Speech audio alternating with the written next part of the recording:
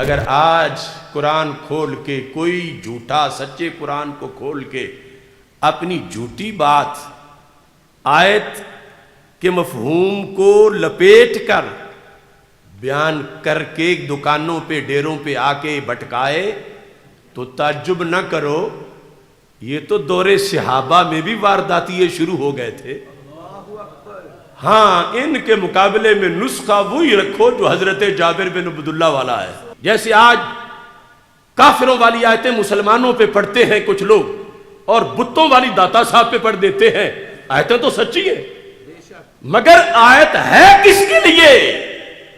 قرآن بات کرے ابو جہل کی اور شیطان بات کرے اس جگہ پہ فٹ کر کے داتا صاحب کی، تو فرقہ واریت تو وہ کر رہے ہیں۔ کتاب الایمان مسلم شریف، اس میں 179 صفحے پر جو حدیث ہے اس کے لحاظ سے میں وہ ویسے تو پوری رات شاید گزر جائے، لیکن میں اس کی صرف ایک جھلک پیش کرتا ہوں آپ کے سامنے۔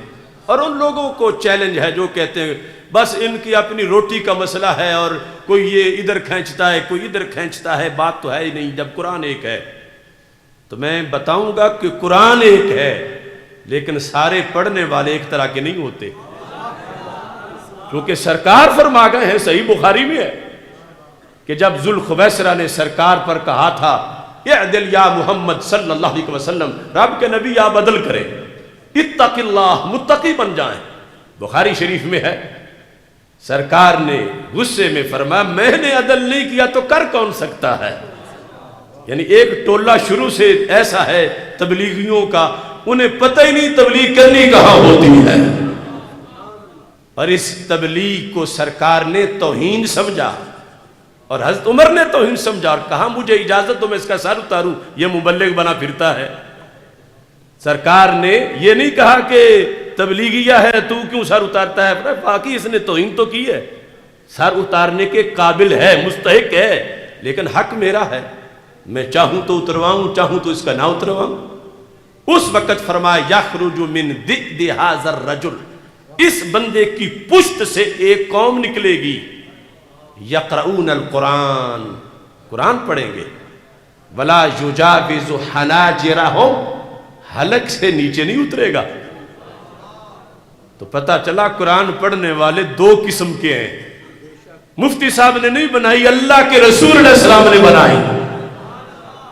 ایک پڑھتے حلق سے اوپر تو دل میں بھی جاتا ہے، اور دوسرے پڑھتے قرآن یا گرنتھ نہیں پڑھتے، قرآن ہی پڑھتے ہیں مگر حلق سے نیچے اترتے ہی نہیں ہے۔ تو سرکار دو عالم صلی اللہ علیہ وسلم نے قسم بتا دی قرآن کے لحاظ سے، صرف قرآن کو کہ قرآن سے درس دے رہا ہے، دلیل بنانا یہ دیکھو تو صحیح کہ حالات کیا ہے، 15ویں صدی ہے اور ادھر تو ابھی پہلی صدی تھی، مسجد نبوی شریف تھی اور حضرت جابر کی تقریر تھی۔ یزید الفقیر کہتے ہیں کہ کنت قد شغفنی رأی من رأی الخوارج، FIR میں نام بھی ذکر ہو گیا کہ میں خارجی بن گیا تھا، سنیوں کا ہوتے ہوئے میں خارجی بن گیا تھا۔ شغفنی، شغف اٹریکشن تھی، خوارج کے عقیدے میں بڑا عقیدہ ہے، میں خارجی بن گیا۔ تو پھر کہتے ہیں فخرجنا فی اصابہ، ذوی عدد اصابہ ہے جماعت پوری تبلیغی، کہ ہم تبلیغی جماعت میں نکلے جس میں کافی لوگ تھے، نرید ان نحج ثم نخرج علی الناس، ارادہ تھا حج کریں گے پھر ساری عمر راہ خدا میں تبلیغ کریں گے۔ کہتے ہیں کہ اتنے میں گزر ہوا، مررنا علی المدینہ، گزر ہوا مدینہ سے، تو ہم نے کہا چلو نماز پڑھتے ہیں، نماز پڑھنے کے لیے چلے گئے۔ فَإِذَا جابر بن عبد اللہ یحدث القوم جالس الی ساریہ، ایک ستون کے ساتھ صحابی رسول حضرت جابر بن عبداللہ رضی اللہ تعالیٰ عنہ بیٹھے ہیں اور وہ حدیث پڑھا رہے ہیں۔ اتفاق سے موضوع یہی تھا گناہگاروں کا روز محشر شفیع خیر الانام ہوگا، دلہن شفاعت بنے گی، دولہا نبی علیہ السلام ہوگا۔ ادھر وہ گرتوں کو تھام لیں گے، ادھر پیاسوں کو جام دیں گے، صراط و میزان حوض کوثر یہیں وہ عالی مقام ہوگا، آنا لہا کہہ کے آسیوں کو لیں گے آغوش مرحمت میں، عزیز اکلوتا جیسے ماں کو نبی کو اپنا غلام ہوگا۔ جہنم سے نکال کے جنت دینا بتاؤ مشکل کشائی ہے یا نہیں؟ مشکل کشائی ہے۔ تو تقریر ہو رہی تھی مسجد نبوی شریف میں، لاہور کی بات نہیں، مسجد نبوی شریف میں تقریر تھی جابر بن عبداللہ رضی اللہ تعالیٰ عنہ کی، سرکار کی یونیورسٹی کے فارغ التحصیل، اور زمانہ ابھی صحابہ کا تھا، لیکن وہ سطف تارک و سین والی بات جو ہے اس کے کچھ نہ کچھ آثار آ گئے تھے، اگرچہ تھوک کے لحاظ سے تو بعد میں ہوا۔ قد ذکر الجہنمیین، یزید الفقیر خود کہتے ہیں انہوں نے جہنمیوں کا ذکر کیا، اور پھر اس میں یہ تھا کہ یوں شفاعت کی حدیثیں بیان ہو رہی تھیں کہ سرکار چلو بھریں گے، ایک چلو میں کروڑوں کو بٹھا کے جنت لے جائیں گے، تو خارجی سے یہ برداشت کیسے ہو؟ تو یہ یزید الفقیر خود اپنی آپ بیتی بیان کر رہے ہیں، کیونکہ پھر سنی ہو گئے، کہتے ہیں مجھ سے برداشت نہ ہوا میں بول پڑا۔ اب اگلا جملہ سنو، کتنا جھلسا ہوا جملہ ہے، یعنی غلط سوچ پر مشتمل، ویسے لفظ تو سارے مقدس لفظ ہیں۔ یا صاحب رسول اللہ صلی اللہ علیہ وسلم ما ھذا الذی تحدثون، اے صحابی رسول صلی اللہ علیہ وسلم یہ کیا تم حدیثیں بیان کر رہے ہو؟ مطلب دوسرا مطلب یہ کتنی غلط تقریر کر رہے ہو صحابی ہو کے، یعنی یہ بطور خاص قانون ہے نا کہ مشتقی پہ حکم لگے تو مبدا اشتقاق اس حکم کی علت بنتا ہے۔ تو صاحب رسول کہہ کے ہٹ تو یہی کر رہے تھے، چلو کوئی دور کا ہوتا تو اور بات ہی، تم صحابی ہو کے ایسی تقریریں کر رہے ہو کہ قیامت کے دن بھی نبی کو اتنا اختیار ہوگا اور یہ مشکل کشائی ہوگی کہ جہنم سے نکال لیں گے۔ یہ یزید الفقیر نے اعتراض کیا۔ جس وقت اعتراض کیا تو ساتھ دلیل بھی دی کہ اللہ کا فرماتا انک من تدخل النار فقد اخزیتہ، اور دوسری آیت کلما ارادوا ان یخرجوا منها اعیدوا فیہا، کہ جہنمی جب بھی نکلنا چاہے گا اسے پھر گرا دیا جائے گا۔ تو کہا دیکھو ہم تمہاری تقریریں سنیں یا قرآن پڑھیں؟ قرآن کہتا ایک بھی جہنمی نہیں نکلے گا، تم حدیثیں بیان کر رہے ہو کہ لاکھوں کروڑوں کو اللہ کے نبی علیہ السلام نکال لیں گے۔ تو قرآن ہے۔ اگر آج قرآن کھول کے کوئی جھوٹا سچے قرآن کو کھول کے اپنی جھوٹی بات آیت کے مفہوم کو لپیٹ کر بیان کر کے دکانوں پہ ڈیروں پہ آ کے بٹکائے تو تعجب نہ کرو، یہ تو دور صحابہ میں بھی وارداتیے شروع ہو گئے تھے۔ ہاں ان کے مقابلے میں نسخہ وہی رکھو جو حضرت جابر بن عبداللہ والا ہے، جو ہم نے عقیدہ توحید سیمینار میں آزما کے دیکھ لیا ہے۔ تو حضرت جابر بن عبداللہ رضی اللہ تعالی عنہ آپ نے یہ ارشاد فرمایا اتقرأ القرآن، تم قرآن پڑھتے ہو؟ قلت نعم، یزید الفقیر کہتے میں نے کہا ہاں قرآن پڑھتے، آیت بالکل ٹھیک پڑھی ہے۔ تو انہوں نے کہا فہل سمیت بمقام محمد علیہ السلام الذی یبعثہ اللہ فیہ، وہ جو مقام محمد علیہ السلام والی آیت ہے قرآن میں وہ تم نے پڑھی ہے؟ کہتا ہے میں نے کہا نعم پڑھی ہے۔ عسیٰ ان یبعثک ربک مقاما محمودا، قال، تو حضرت جابر نے کہا فَإِنَّهُ مَقَامُ محمد صلی اللہ علیہ وسلم المحمود الذی یخرج اللہ بہ من یخرج، یہی وہ مقام محمود ہے جو آیت میں ذکر ہے کہ جہاں سرکار کھڑے ہوں گے اور کروڑوں جہنمیوں کو پکڑ کے جنت میں داخل کر دیں گے.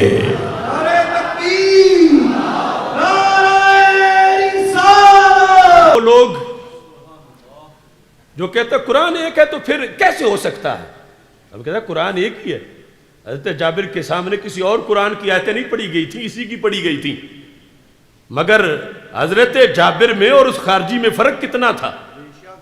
زمین و آسمان سے زیادہ. خارجی کہہ رہا تھا جہنم سے ایک بھی نہیں نکل سکتا. حضرت جابر بن عبداللہ کہتے تھے کروڑوں نکلیں گے، سرکار نکالیں گے. اب سچا کون؟ قرآن بھی سچا ہے، حضرت جابر بھی سچے ہیں، لیکن بد عقیدہ وہ ہے جس کو خارجیت نے ڈس لیا تھا، وہ بد عقیدہ ہے. تو اس کا روگ ختم کیسے ہوا؟ تو حضرت جابر بن عبداللہ رضی اللہ تعالی عنہ کا طریقہ کار واضح کر رہا تھا. قرآن سچا ہے، میں بھی سچا ہوں، لیکن جو مطلب تم نے پڑھا ہے وہ جھوٹا ہے. کیسے؟ کلما ارادو، کہ جب بھی وہ ارادہ کریں گے. اگلا حکم قرآن کا سچا ہے کہ ان کو کوئی نہیں نکلنے دے گا جب وہ ارادہ کریں گے. لیکن یہ تو دیکھو وہ کون؟ وہ پیچھے پڑا تو بات تھی کافر کی، پیچھے پڑا تو بات تھی مشرک کی. تو پتا چلا قرآن بھی سچے ہیں، جابر بھی سچے ہیں، جھوٹا ہے تو خارجی ہے. کوئی نہیں نکلے گا جہنم سے، یہ بات ہے کافر کی کہ کافر نہیں نکلے گا، مشرک نہیں نکلے گا. اور جو حدیث حضرت جابر بتا رہے تھے وہ یہ تھی کہ نبی کا غلام نکل جائے گا. اب دیکھو ابھی تو دور صحابہ ہے، لیکن وارداتیں کیسی شروع ہو گئی ہیں. قرآن کا تو لفظ نہیں بدل سکتا، مگر جو وارداتی ہے وہ پیش کر کے واردات تو کر سکتا ہے کہ حکم کسی اور کا سناتا پھرے. عوام کو کیا پتا کہ کس کی پیچھے بات ہو رہی تھی. جیسے آج کافروں والی آیتیں مسلمانوں پہ پڑھتے ہیں کچھ لوگ اور بتوں والی داتا صاحب پہ پڑھ دیتے ہیں. آیتیں تو سچی ہیں، مگر آیت ہے کس کے لیے؟ قرآن بات کرے ابو جہل کی اور شیطان بات کرے اس جگہ پہ فٹ کر کے داتا صاحب کی. تو فرقہ واریت تو وہ کر رہے ہیں. ایسا ہونے پر یہ کتاب الایمان بخاری دور صحابہ میں ایسا ہوا. اور جابر بن عبداللہ رضی اللہ تعالی عنہ کے پاس جو یزید الفقیر ساری بات بتا رہے ہیں، وہ کہتے ہیں جب حضرت جابر رضی اللہ تعالی عنہ کی ہم نے گفتگو سن لی، فواللہ ما خرج منا غیر رجل واحد، کہتے سب نے توبہ کر لی سوائے ایک کے. سب نے توبہ کر لی. ہم سارے ہی واپس چلے گئے گھروں میں کہ ہمارا تو بھی اپنی اصلاح ہونے والی، ہم نے تبلیغ کیا کرنی ہے. یعنی ہمارے استاد ہی ہمیں زہر دیتے رہے ہیں. قرآن کے ترجمے میں کہتے ہم لوٹے اور پہلے جنہیں کہتے تھے حضرت صاحب، قبلہ صاحب، استاد صاحب، اب کہتے ہیں فرجانا، ہم جب لوٹے قلنا، ہم نے کہا ویحکم، وہ تباہ ہو جاؤ تم. روتے حضرت صاحب بننے کو، ویحکم، تم تباہ ہو برباد ہو جاؤ. کیوں؟